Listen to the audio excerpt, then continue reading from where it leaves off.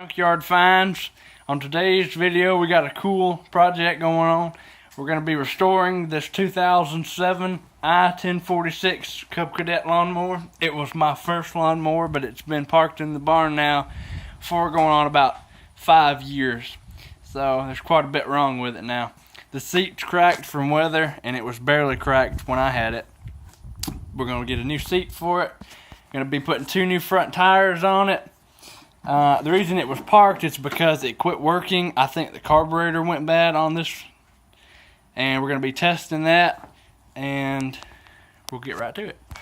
Okay, so to test the carburetor and see if it's went bad, we're going to be putting power right to the starter since we've got this car jumper box.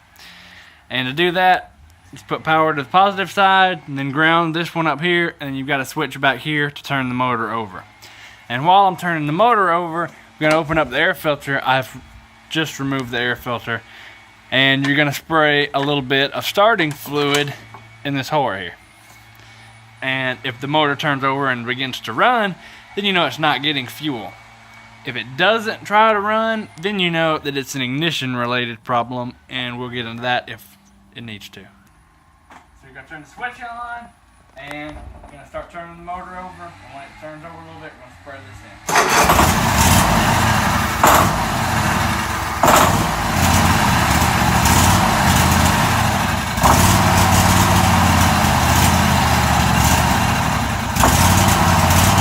Going to get to removing this cover to get to the carburetor, and I've already got all the bolts out, but I'll show y'all where they are.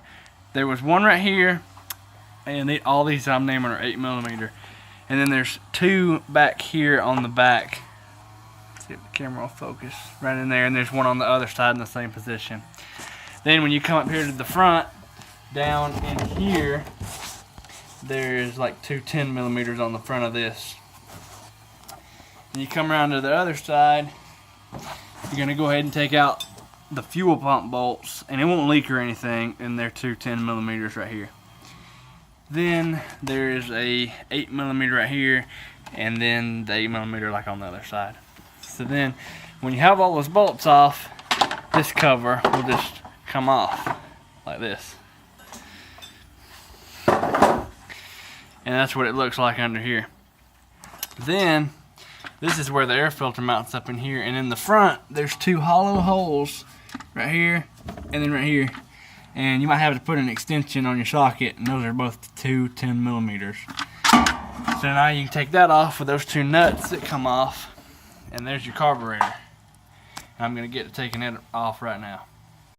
So now that we've got the little plastic air intake off, next step is to take loose this green cable that was attached here, and this whole carburetor unit just slides right off to the front.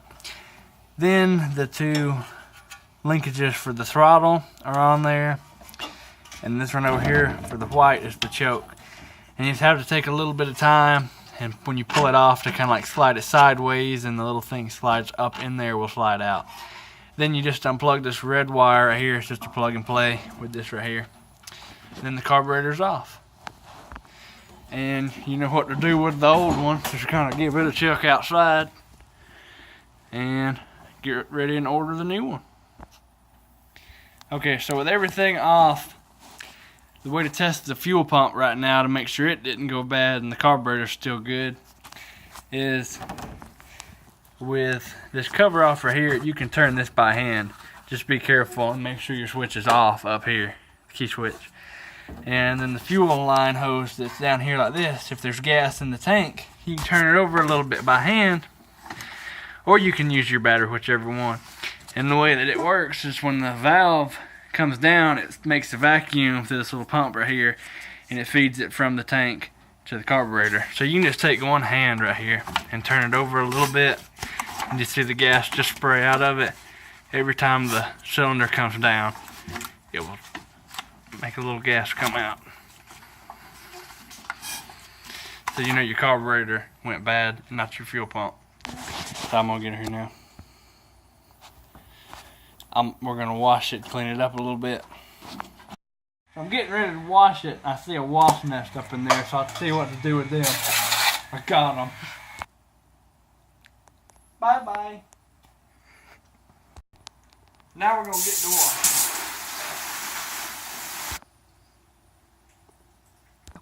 Okay, the deck's really dirty on this, so we're going to be taking it out. And to do that, pretty simple.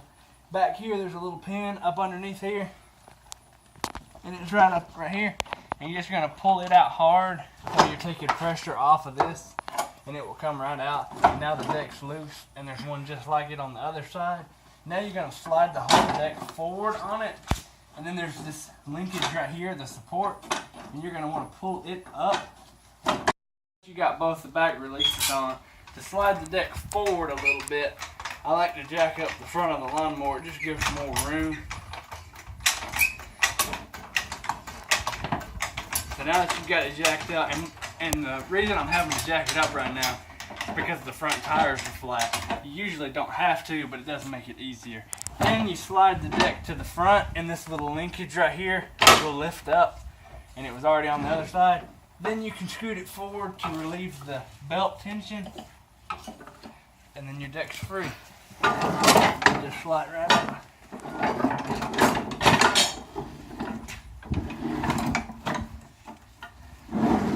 Got it clean and restored a little bit.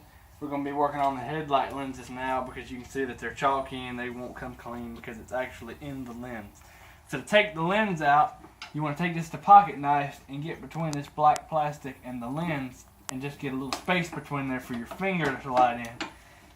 And then with your finger in there, you can take your other hand and just start working it up a little bit, and the bottom will just kind of slide out like that, and then the top will pop out. I used to try to pop out the bottom first, and the top's a little bit more tight.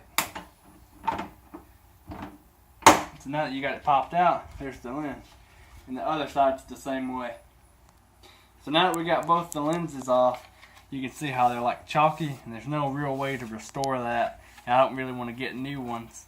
So we're going to start sanding them down with a little bit of 1500 sandpaper grit. Alright, so you can see these lenses right here. We're going to sand them a little bit. I dipped the sandpaper in water, so it's just going to wet sand them to make the coating stick to them a little better.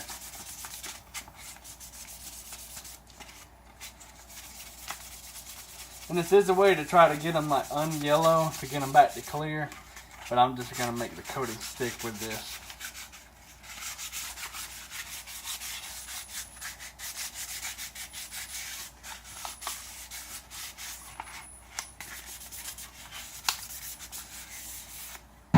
There's the first one.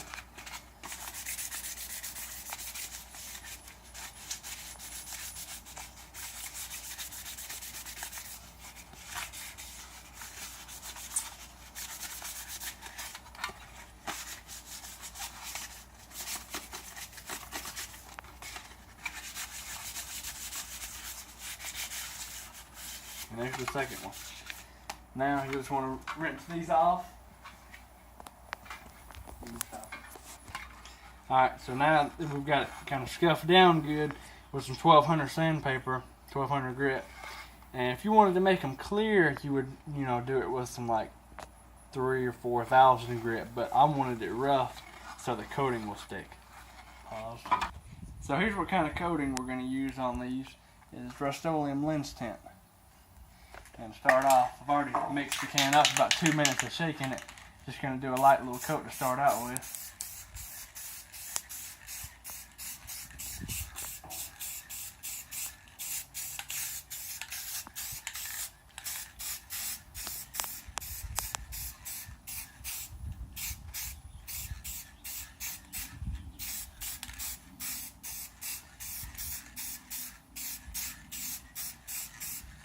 And that's about all you want to start out with, because any more than that and it will start to run. Okay. So we waited about 30 minutes for the first coat to cure, and then we sprayed a second coat on there, and that's both lenses with the second coat. And while we're waiting for that to dry, we're going to go back over here and reseat the tires, because I want to be able to roll it around the shop easily. And to do that, the easiest way is to get 2 ratchet straps and to put it on the outside of the tire. And this ratchet strap went in a little bit, but it's still fine. And the goal is to not have a gap between the wheel and the tire. So you just ratchet the ratchets down a little bit, and if you have 2 of them like this, it makes it a lot better than just one in the middle. So you just ratchet them down pretty snug. and just make sure there's no gaps. And it's a lot easier if you jack up the front of, you know, what you're working on. So we're going to put some air in it now. And it's real important when you start putting air in the tire to closely watch it, and when it starts to put air actually in the tire and it's not leaking out, to loosen the ratchet straps, because you don't want to put a ton of force on them, because then these ratchet straps will be under extreme pressure and they could hurt you. So just start out with a little bit of pressure, and you can see that the tire is inflating a little bit, but there's still a leak on this back side, so you're going to want to tighten the strap up a little bit more. And it might take 1 or 2 tries, especially if your tires are old like these and the rubbers went hard. With it for just a minute, I got it, and it doesn't take much pressure at all, and you'll see the tire start to like come out a little bit from where it's caved in, and then just take loose both of the straps, and most of the time the tire won't come back. Like if it's got enough air in there, it will stay seated on there. And then these tires right here, you want to inflate them to about 14 pounds. That's about 20. We're just going to leave them at 20 because I know that it'll slowly leak out because the tires are old. Now go do the other side. Guys, now we got the 2 front tires pumped up on it. The back ones were a little low too, so we inflated those. And now we're going to put the headlights in it. Okay, so we got the headlight lenses back on. And that right there is the finished product. It's a lot better than what it was before, I think. Y'all let me know what you think in the comments. Leave a like. That's about all we're going to do today. Got a lot done. Got it clean. Got the deck out from underneath it. Still a lot more to do. I got to get the carburetor ordered for it soon. And maybe some LED lights for it. Who knows? And maybe a few more little things. Thanks for watching. Please subscribe. Give it a share and a like. Thank you.